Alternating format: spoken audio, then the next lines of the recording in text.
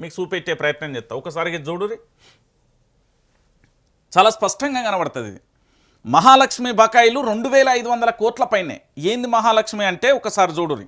Subsidy చెల్లింపులలో ప్రతి నెల సుమారు 100 కోట్లకు రాష్ట్ర ప్రభుత్వానికి కోత. అంతకంతకు పెరుగుతున్న మహిళా ఆక్యుపెన్సీ రేషియో. బకాయిలు చెల్లించకుంటే ఆర్టీసీ వ్యవస్థ కుప్పగూలడం ఖాయమంటున్న కార్మికులు అంటూ కూడా చెప్తున్న పరిస్థితి కనబడతాను. మీరు అన్నారు కదా, ఈ రాష్ట్రానికి సంబంధించిన మహిళా మంత్రులందరూ కూడా ఆర్టీసీకి సంబంధించి, ముఖ్యంగా కాంగ్రెస్ పార్టీకి సంబంధించిన మహిళలందరూ కూడా ఆర్టీసీ బస్సు ఎక్కేమన్నారు, పూర్తి స్థాయిలో ప్రజలందరికీ ఫ్రీ, ఎందుకంటే మహిళలందరికీ ఫ్రీ. మన రాష్ట్ర ప్రభుత్వం వచ్చిన తర్వాత పూర్తి స్థాయిలో ఆర్టీసీ ఎక్కడికెక్కినా ఏడ దిగినా, ఎర్ర బస్సు ఏడెక్కినా ఏడ దిగినా, పచ్చ బస్సు ఏడెక్కినా ఏడ దిగినా ఆధార్ కార్డు ఉంటే సరిపోతుంది అని చెప్పి, ఆ ఆధార్ కార్డుతోని ఇలా రాష్ట్ర ప్రజలందరికీ కూడా నిజానికి చాలా బాధాకరమైన విషయం.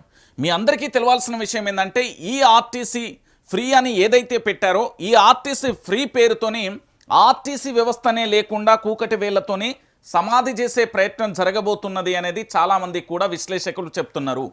ఎట్లా అంటే, మహాలక్ష్మి పేరుతోని మీరు ఫ్రీ ఇస్తున్న ఈ ఆర్టీసీ బస్సు, ఈరోజు ఆర్టీసీ రోడ్ ఎక్కాలంటే దాంట్లో డీజిల్ కావాలి, దాన్ని నడపడానికి డ్రైవర్ కావాలి, దాంట్లో టికెట్లు తీసుకోనికి మీ ఆధార్ కార్డులు చెక్ చేయడానికి కండక్టర్ కావాలి, బస్సుకి ఏమన్నా రిపేర్ వస్తే అది డిపోకి వెళ్ళి అక్కడ పూర్తి స్థాయిలో టెక్నీషియన్లకు సంబంధించి దాన్ని చూసే ప్రయత్నం చేయాలి. దాంతోపాటు ఇంకొక అంశం ఏంటంటే, ఈ ఆర్టీసీ ఏదైతే ఉందో ఆర్టీసీకి సంబంధించి పూర్తి స్థాయిలో మహిళలందరికీ కూడా ఫ్రీ ఇచ్చిర్రు అని చెప్తున్నారు కదా.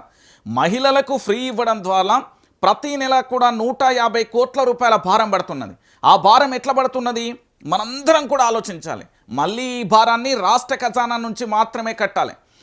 ఫ్రీ పేరుతోని ఈరోజు ప్రతి నెల 150 కోట్ల రూపాయల భారం పడడంతో పాటు రాష్ట్ర వ్యాప్తంగా ఆర్టీసీ వ్యవస్థ మనుగడే ప్రశ్నార్థకంగా మారిపోయింది.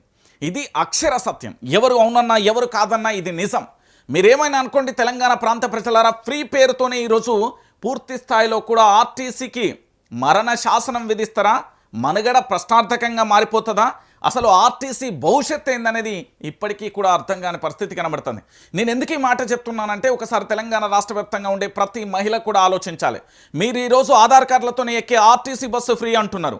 మరి 150 కోట్ల రూపాయలు ప్రతి నెల భారం పడుతుంటే ప్రభుత్వం కట్టకపోతే అది బకాయిలుగా మారిపోతే ఆర్టీసీ వ్యవస్థ మనుగడకే ప్రశ్నార్థకం అవుతుందా కాదా? ఇది ఒక్కసారి ఆలోచించండి. ఈరోజు మహాలక్ష్మి పేరుతోనే స్కీమ్తో వచ్చిన ఈ ఆర్టీసీ ఈరోజు నష్టాల బాటలో ఉంది. ఎంత కట్టాలనుకుంటారు ప్రభుత్వం? 2500 కోట్ల పైన కట్టాలి. ₹1 ₹2 కాదు, ప్రతి నెల కూడా సుమారుగా ప్రతి నెల 100 కోట్ల రూపాయలు సబ్సిడీ చెల్లింపులలో ప్రతి నెల కూడా 100 కోట్ల రూపాయలు రాష్ట్ర ప్రభుత్వం కోత వేస్తున్నది. మళ్ళీ ఈ 100 కోట్ల రూపాయలు ఎక్కడి నుండి తీసుకొస్తారు? మీ మీద నుంచో నా మీద నుంచో దేని మీద ఒక దాని మీద పన్ను వేస్తారు. ఆ పన్నును ఏది బట్టలు వినడానికి ఇట్లా మొత్తం ఇట్లా నీళ్ళు పోవాలని ఎట్లయితే మనం ఇరుస్తామో గట్లనే మొత్తం మన దగ్గర వసూలు చేసి మళ్ళీ ఇక్కడ కట్టే ప్రయత్నం చేస్తారు. ఇది వాస్తవమైన విషయం. వడపోత చేస్తారు, మళ్ళీ మన దగ్గర నుండే లాగుతారు. మీరు అనుకుంటున్నారు ఇక్కడ తెలంగాణ రాష్ట్ర వ్యాప్తంగా కాంగ్రెస్ ప్రభుత్వం వచ్చింది, మహిళలకు ఆర్టీసీ ఫ్రీ ఇచ్చింది. ఆ ఫ్రీ వల్ల ప్రతి నెల కూడా సుమారు సబ్సిడీ పైసలు 100 కోట్ల రూపాయలు ఇవ్వాలి. ఆ 100 కోట్ల రూపాయలు ఎట్లా నడవాలండి? ఒకసారి తెలంగాణ సమాజం అంతా కూడా ఆలోచించండి దయచేసి. నేను చెప్పే విషయం ఏంటంటే, తెలంగాణ రాష్ట్ర రాజకీయాలలో చాలా వరకు కూడా మీరందరూ కూడా ఆలోచిస్తారు, ఆర్టీసీకి సంబంధించి ఫ్రీ ఇస్తే తప్పైంది, మహిళలకు ఫ్రీ ఇస్తే తప్పైంది, మహిళలకు సంబంధించి ఫ్రీ ఇవ్వడం వల్ల ఏం నష్టమైంది, ఏం జరుగుతున్నది అనేది చాలామంది కూడా మాట్లాడుకుంటారు. కానీ ఆర్టీసీ ఈరోజు ఫ్రీ ఇవ్వడం ద్వారా మహాలక్ష్మి బకాయిలు అంటే ఆర్టీసీ ఫ్రీ పథకాన్ని మహాలక్ష్మి అని పేరు పెట్టిళ్ళు, దీనికి 2500 కోట్ల రూపాయలు ఇవ్వాలి. ఒకసారి దాన్ని లోతుగా చూసే ప్రయత్నం చేద్దాం. ఆ పేరు గొప్ప, ఊరు దిబ్బలా తయారైంది రాష్ట్ర ప్రభుత్వ తీరు. ప్రజలలో మహాలక్ష్మి పథకం గురించి ప్రచారం చేసుకుంటున్న రాష్ట్ర ప్రభుత్వం ఈ పథకం కింద ఆర్టీసీకి చెల్లించాల్సిన బిల్లుల విషయంలో మాత్రం ఆ స్థాయిలో స్పందించడం లేదు. ఆర్టీసీ సంఘాలు తీవ్ర స్థాయిలో కూడా ధ్వజమెత్తుతున్నాయి. ప్రజలు అడగకుండానే ప్రకటించిన మహాలక్ష్మి పథకంలో రాష్ట్ర వ్యాప్తంగా మహిళలు పల్లె వెలుగు ఎక్స్ప్రెస్ బస్సులలో పూర్తి ఉచితంగా కూడా ప్రయాణించవచ్చు.